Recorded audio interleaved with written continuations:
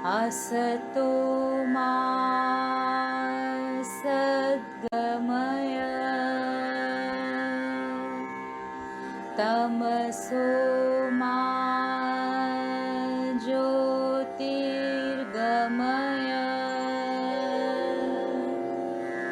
मृत्योर्मा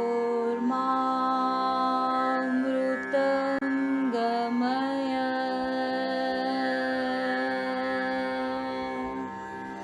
ॐ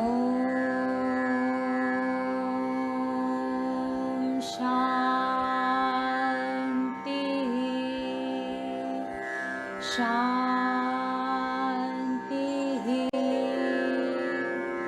शान्तिः।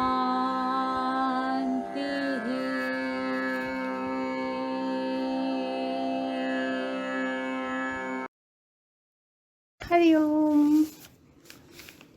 प्यारी प्यारी आत्माएं भगवान जी की रोज़ रोज़ रोज़ रोज़ एवरीडे एनलाइटनमेंट चैनल पर सुन रहे हैं। रोज़ हम अपने को एनलाइटन कर रहे हैं भगवान जी के ज्ञान से। अभी सतयुगी आत्माएं जो हैं वो घर को मंदिर कैसे बनाएं, ये है भगवान जी का प्रसाद आज का। हरिओम सत्संग बोलते हैं ना, हम किससे जुड़े हैं? हरिओम सत्संग से। हरिओम सिर्फ एक शब्द नहीं है, इसका बहुत सुंदर अर्थ है। हम कितने सालों से हरिओम के वर्ड यूज कर रहे हैं। हरि मानना परमात्मा, वर्ड ओम मानना मैं आत्मा हूँ। हम ये देह नहीं, आत्मा परमात्मा है। जो दादा भगवान ने हमेशा बोला, तुम देह नहीं हो, तुम एक आत्मा हो, आत्मा हो, आत्मा हो। ये शरीर नहीं हो। ये चोले हम कितने जन्मों से बदलते आ रहे हैं। जब तक गुरु नहीं था हमारी जिंदगी में, भगवान जी नहीं थे। इसलिए एक सेकंड के लिए रुकिए और फिर हरि ओम कहिए तो अपना असली स्वरूप याद आएगा। क्या है हमारा रियल नेचर? मैं एक शांत स्वरूप आत्मा हूँ। सारा दिन आजकल सबकी वोकेबलरी क्या बन गई है, लैंग्वेज कैसी बन गई है। मैं परेशान हूँ, मैं टेंस हूँ, मैं चिंता में हूँ, मैं अशांत हूँ, मुझे शांति चाहिए, मन की शांति चाहिए, सुकून चाहिए, आई वॉन्ट पीस। तो वो पीस, तो वो खुशी, खुशहाली, वो गुड हेल्थ, वो इम्यूनिटी कहाँ से आएगी? जहाँ हम रहते हैं वहाँ से, मतलब हमारे घर से। और अगर हम भगवान जी से जुड़े हुए हैं, भगवान जी के बच्चे हैं, वो बच्चा जहाँ भी रहेगा, कमल तो कीचड़ में खिलता है ना, वो जहाँ भी रहेगा वहाँ ही खिलेगा। इसलिए आज का टॉपिक है घर को मंदिर कैसे बनाएं, घर वालों को ठाकुर कैसे समझें। भगवान जी तो अंदर के मन के मंदिर को शुद्ध बनाने को बोलते हैं, तो सबसे जरूरी वही है। अगर साथ साथ अगर अपने बाहर के घर, जिसमें हम अपनी फैमिली के साथ इकट्ठे रहते हैं, बड़ा परिवार है हमारा, खाते पीते हैं, सोते हैं, उसको मंदिर बनाया जाए तो कितना अच्छा है, कितना अच्छा है। कल भी कहीं मैंने दिया था, घर तो ईंटों के बनते हैं, एक एक ईंट जोड़ के घर बनता है, दिल जोड़ने से परिवार बनते हैं। वो दीवारें बोलती हैं हमने जोड़ रखा है इनको, लेकिन ये लोग बिखर गए हैं। देखो, जड़ चीज़ें भी हमको, हमारे परिवार को वॉच करके देख रही हैं। हमारे घर में फैमिली मेंबर में खुशियाँ, अंडरस्टैंडिंग, वाइब्रेशन हमेशा पॉजिटिव क्यों नहीं रहते? और देखो, जो जो भी भगवान जी से जुड़ा है, आप मानो या ना मानो, ये हरिओम सत्संग मेरे भगवान जी का ये वो प्लेटफॉर्म है जहाँ पे कोई नहीं कह सकता कि मेरा जीवन नहीं बदला है। चाहे जितना भी बदला होगा, टाइम क्यों लगता है? क्योंकि हमारे कार्मिक अकाउंट बहुत ज़्यादा होते हैं और उसको ख़त्म करने में जब टाइम लगता है तो हमें 10%, 20% रिजल्ट मिलता है, दूसरे को 80% मिलेगा, क्योंकि उसके कार्मिक अकाउंट ज़्यादा से ज़्यादा ख़त्म हो चुके हैं। उसको भी मिलेगा, उसको भी मिलेगा, लेकिन वो ख़त्म करता जा रहा है तो उसको ज़्यादा रिजल्ट मिलता जा रहा है। तो फिर अपने आप घर मंदिर बन जाता है। थोड़ी देर के लिए भी हमारे घर में माहौल बिगड़ क्यों जाता है? पूछो अपने आप से, याद करो उन एपिसोड को जब घर की शांति बिगड़ी, आर्ग्यूमेंट्स हुए, expectations, disagreements, disturbance, negativity, ego clashes. क्या क्या बातें नहीं होती हैं जो हमारे रिश्ते बिगाड़ देते हैं, क्योंकि हमने सतपुरुष का ज्ञान नहीं सुना होता है। We are all on a long journey. हम आदिकाल से सब कुछ करते आ रहे हैं, ये पहली बार नहीं हुआ है हमारे साथ।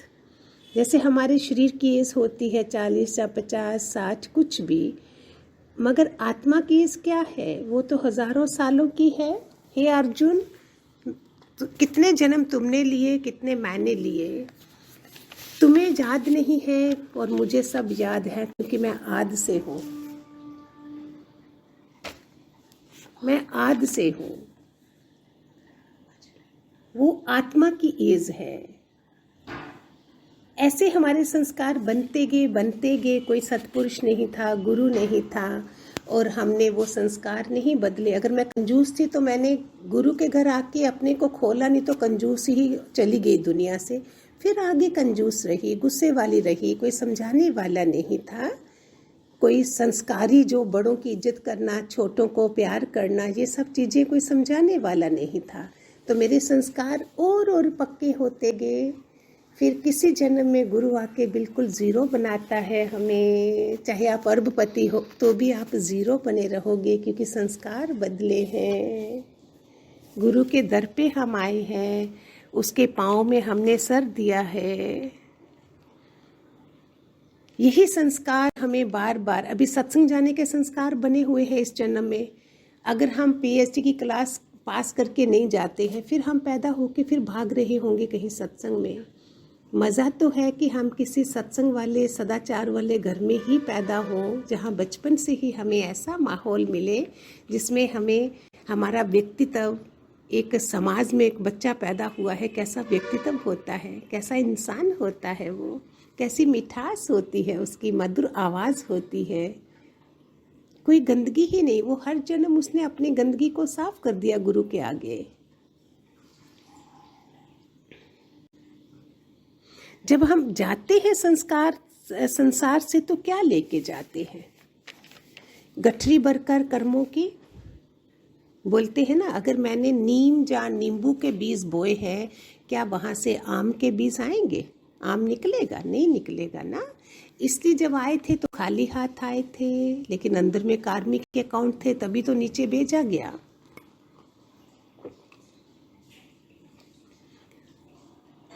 तो इधर से जब जा रहे हैं तो हम कितनी गठरी बांध के जा रहे हैं, अगर हम गुरु के कहने में नहीं हो तो। इस संसार में तो क्या लेके आए थे, क्या लेके जा रहे हो? प्रारब्ध, और प्रारब्ध कैसे बनती है, ये सब क्वेश्चन थे ना हमारे। संस्कार कैसे बनते हैं, कैसे बिगड़ते हैं।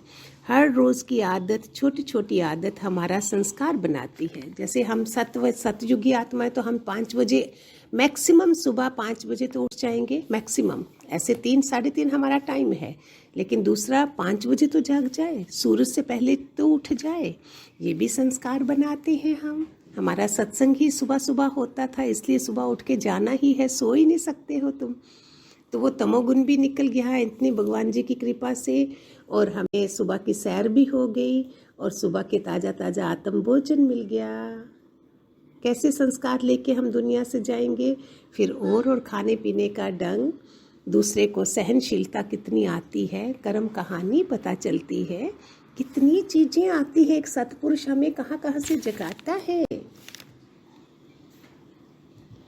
जो भी आप सारे सत्संग सुन रहे हो, उनमें जो लेडी साधक हैं, आप एक वाइफ हो, मदर हो, डॉटर इन लॉ हो, तो सारी रिस्पॉन्सिबिलिटी आपकी हो जाती है। और जो जेंट्स हैं वो फादर इन लॉ हैं, सन हैं, सन इन लॉ भी हैं, उनकी जिम्मेवारी कैसी हो जाती है? फिर घर को शुद्ध करने की, मंदिर बनाने की, खुशहाल रखने की। औरत की तो कितनी, औरत साधक जो है उसकी जिम्मेवारी कितनी है। और अभी कोविड के टाइम पे हाइजीन, पॉजिटिव भी रखना है, हाइजीन भी रखना है, मास्क भी रखने हैं, बात भी नहीं करनी है, साधना भी करनी है। कितना कुछ बदल गया जब भगवान जी के पास हम शुरू में आए थे। दादा भगवान के समय ये सब नहीं था। तो प्यारे बच्चों, मंदिर को, घर को मंदिर बनाना है। घर में तो मंदिर होता ही होता है। आई होप आपको पता है कि घर के कोना नॉर्थ ईस्ट का कॉर्नर हो जहाँ पे मंदिर, जो घर के ठाकुर नहीं दूसरे ठाकुर रखे होते हैं, हमने देवता रखे होते हैं, वो नॉर्थ ईस्ट में होते हैं।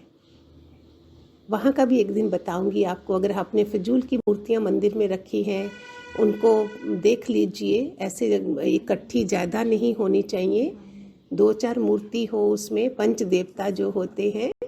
फिर वो सुगंधित हो, फूल वूल रखे हों, भगवान जी की फ़ोटो पड़ी है उधर, सारा सुगंधित वातावरण हो, कितना अच्छा लगे ना। सुबह शाम सैर, सुबह शाम सत्संग हो रहा है घर में, सुबह शाम मंत्रास चल रहे हैं, घर कितना मंदिर जैसा लग रहा है। मंत्र तो लगाए ही रखा करो, किचन में भी, घर में भी, जहाँ से वो वाइब्रेशंस आती ही रहे, माहौल सुंदर बन जाए, है ना। हरिओम हरिओम, खूब सारे आशीर्वाद।